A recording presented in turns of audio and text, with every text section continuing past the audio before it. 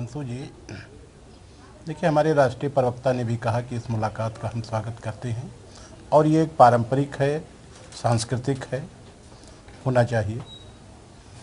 लेकिन हम बार बार सचेत भी करते रहते हैं जी।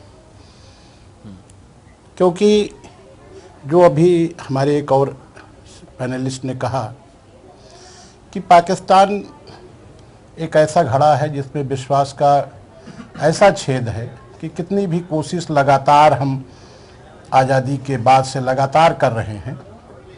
तमाम सारे राजनीतिक दलों ने जो भी जिम्मेदारी में रहा है सबने प्रयास किया है और लेकिन कहीं ना कहीं हमें धोखे मिले हैं।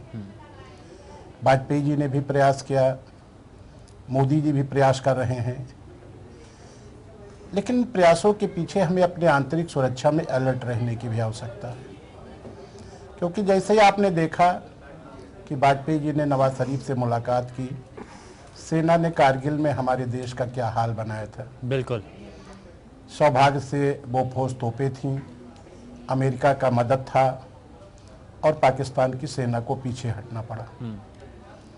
और यही जब नवाज शरीफ जी की बेटी की शादी में, पोती की शादी में आदरणीय मोदी जी गए और तुरंत बाद जिस तरीके से पठानकोट की एयरबेस पे हमला हुआ, दुर्भाग्य देखिए भारतीय जनता पार्टी के वैदेशिक नीति का। और मैं तो कहता हूं कि भारतीय जनता पार्टी का वैदेशिक नीति हो, आंतरिक नीति हो, कृषि नीति हो, आज सारे के सारे जगहों पे फेलेवर हो रहे हैं। क्योंकि आपने देखा कि जैसे ही लौट करके मोदी जी आए, पठानकोट की एयरबेस पे हमला हो गया और हमले के बाद मुलजिम पाकिस्तान था। हम बार बार कहता है, अपने ड्राफ्ट दे रहे थे, अपने नोट दे रहे थे कि मुलजिम है, इन लोगों को या तो हमारे हवाले किया जाए।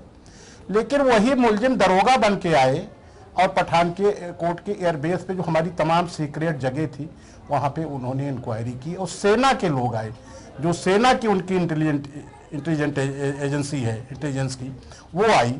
तो आप ISI के लोग आए उसमें।